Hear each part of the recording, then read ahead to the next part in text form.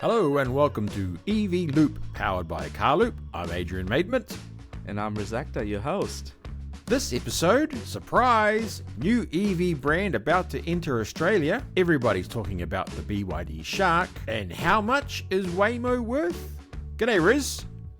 Hey, Adrian. Good to be on. This is episode 15? It sure is episode 15. And we'll just get straight into it. We'll just get straight into it. That was enough small chat.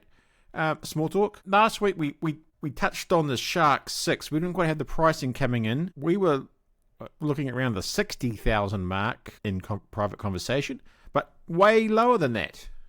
Yeah, so it's come in at 57,990 for the pricing of the BYD Shark, and for the first I think they're up to 2,500 orders, we're going to get $500 off accessories as well. So it was deals being thrown out by BYD as they tried to get a few early customers into the jaws of the Shark 6. And in New Zealand it's proving popular as well, and I know they have got people signed up to buy it, so it looks like it's going to be a positive story. Yeah, it definitely appears that way with, there is a bit of pent-up demand, and I guess now it's over to first deliveries and actual test drives on Australian and New Zealand roads. So, yeah, we'll keep an eye out on that one, but 57,990, and they've got thousands of orders. It even crashed the website, apparently. So we'll stay tuned for that, and with that we'll just recap on your last sort of week. You've been all over the place, Riz. So I thought maybe we'll just catch up where you've been, what you've seen, and who you've spoken to. Yeah, so last week or so I've been at Mobility Live in Melbourne, which is a mobility conference that happens once a year. This time it was in Melbourne. I ran the VIP and media day there, which was quite good to see. There were 14 brands in total, car brands that were there. A lot of them were showcasing things that we had seen, but there were a few that had vehicles we had not seen and just landed for the show, including a fully electric ute, a plug-in hybrid, actually two of them, the utes that were on showcase, one from BYD, one from Great Wall Motors, as well as a few commercial vans we haven't really seen fully launched in Australia yet, like the Ford Custom E-Transit, as well as the E-Expert, Peugeot E-Expert that was on showcase as well, and a whole new brand that was launched. But before we get into that one, Adrian, we had I then packed up at the show and headed over to Hobart for the Australian Electric Vehicle Association's annual conference, AGM and Expo, which was very popular down there, and the team in Tasmania have done a great job putting that on.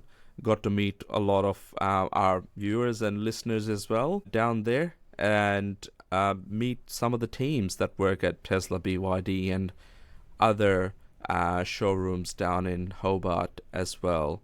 So overall, bit of a traveling week, but lots of excitement in this sector. And what were most people sort of talking about in Tasmania? What were the big topics?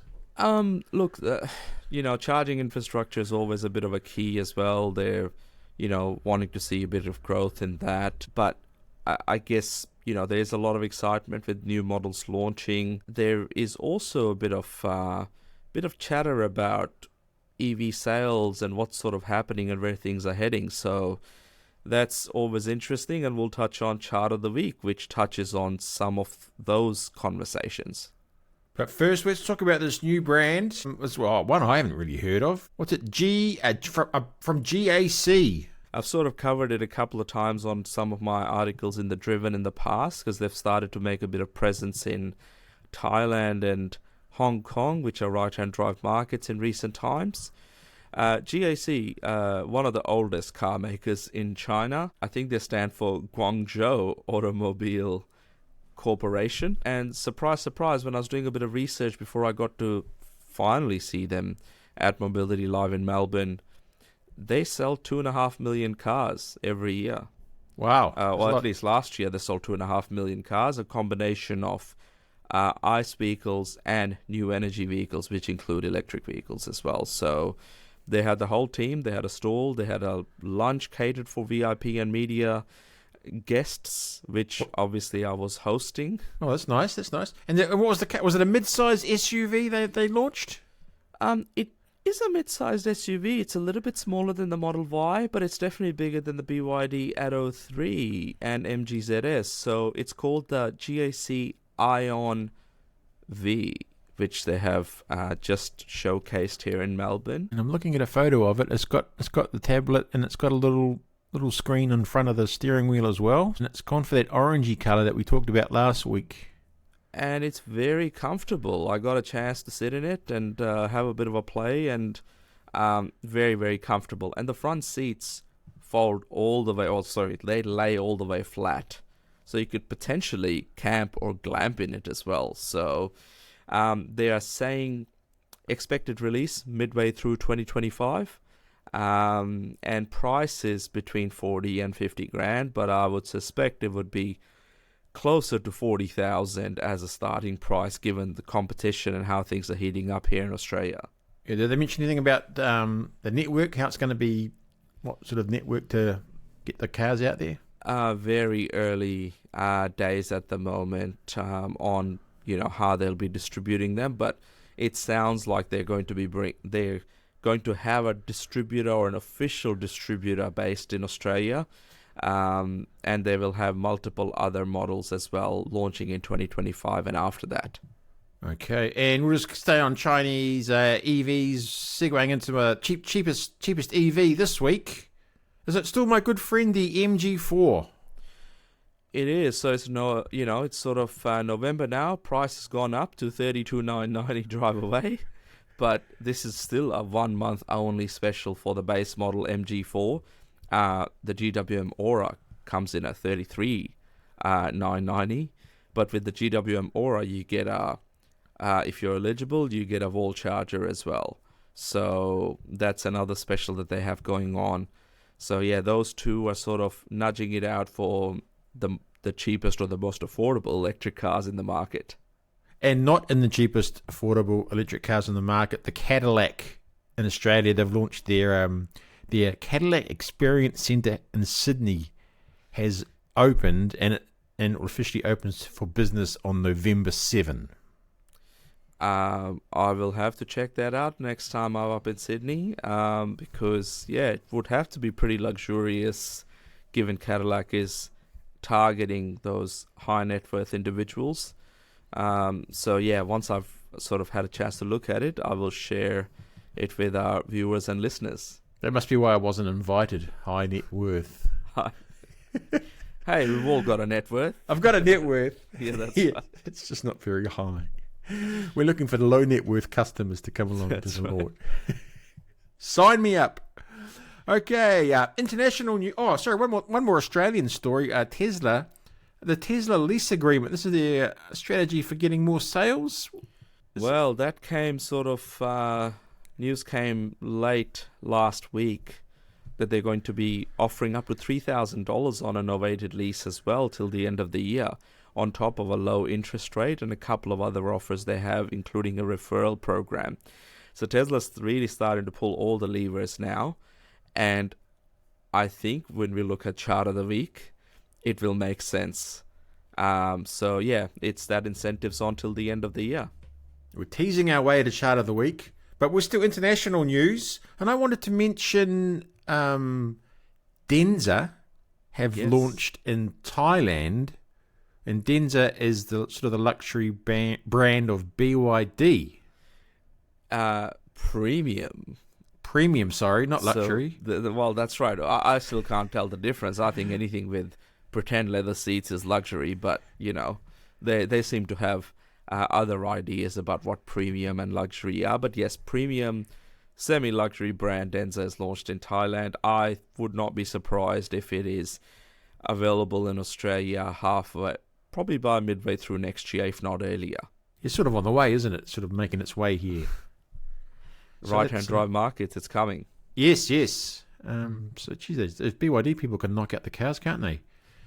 Okay, and into some more international news. I thought What sort of Polestar? Polestar Tesla superchargers. They've signed up to use Tesla superchargers. Yeah, I guess in the US that would be the case, and they're that expansion of Tesla's network for other EVs is growing pretty quickly. And just on Waymo, we've talked a lot about Teslas and their self-driving cars and robots that make drinks for you. But I read an article on electric.co, and they reckon Waymo is worth, the headline is a staggering $45 billion. It's a lot of money for self-driving technology, but there's a lot of money that's gone into it by its parent company, Google, which is, I guess, has a parent company of its own, Alphabet. Yep. So, a lot of money in sort of this full self-driving technology that has been invested. So they're starting to see what the valuation could be with all the money they're raising, because I think they raised $5.5 billion recently again. Yes, $5 billion. And majority was from Google again, or Alphabet. So yeah, they call it, the Alphabet call it the other bets. So it sounds like just the small change areas. Well, just a lazy $5 billion. That's right. Oh my gosh. They would have got invited to the Cadillac launch. That's right. Real high net worth individuals, those are. They would have a premium ticket. Now let's move on to chart of the week. We've been teasing it a little bit, and it's a Tesla-focused chart. It is. So, by the time the viewers watch this episode and listeners get to listen to it, we'll have the full stats of what happened in October. But at the time of recording, we've just had Tesla and Polestar report their sales numbers for October. From all accounts, from what we can see, Tesla had a fairly sort of a quiet month with 1,464 sales.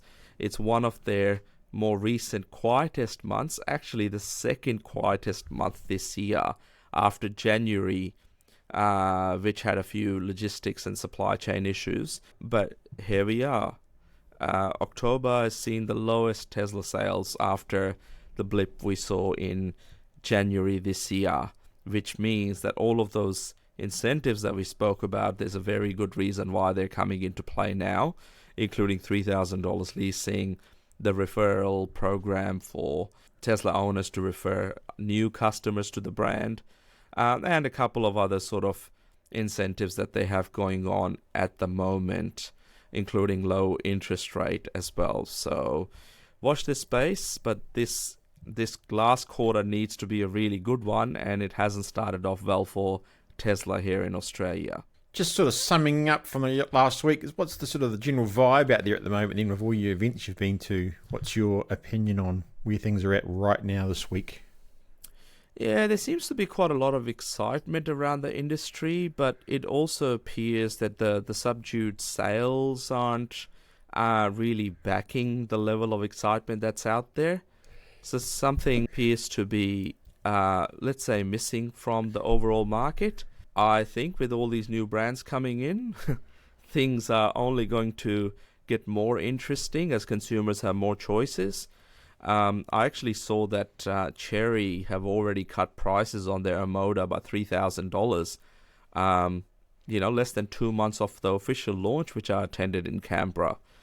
So watch this space. There's going to be more and more price cuts, and that's before Xpeng, Zeekr, Chang'an Deepal, and a couple of other brands, Leap Motor, start to deliver their first customer cars.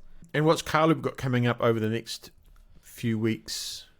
Well, there's quite a few things, particularly the Sydney International EV Show that will be on by the time this episode goes online. So if you happen to be in Sydney on the Friday at ICC, I'll be on a panel, and I'll also be speaking. And if you do see me in my purple shirt, come and say hi. Always interesting to meet, our viewers and listeners in person as well. So that's that. And then there's a top secret sort of a potential trip planned, which we'll have more to share with our viewers and listeners in the coming weeks. So in the meantime, please like and subscribe. And if you have any feedback or questions, put them down in the comments below and we'll try our best to answer them all. Okay, Riz, we'll leave it there and we'll look forward to your secrets next week. No worries. Thanks, Adrian. Thanks, everyone. Look forward to it on the next one.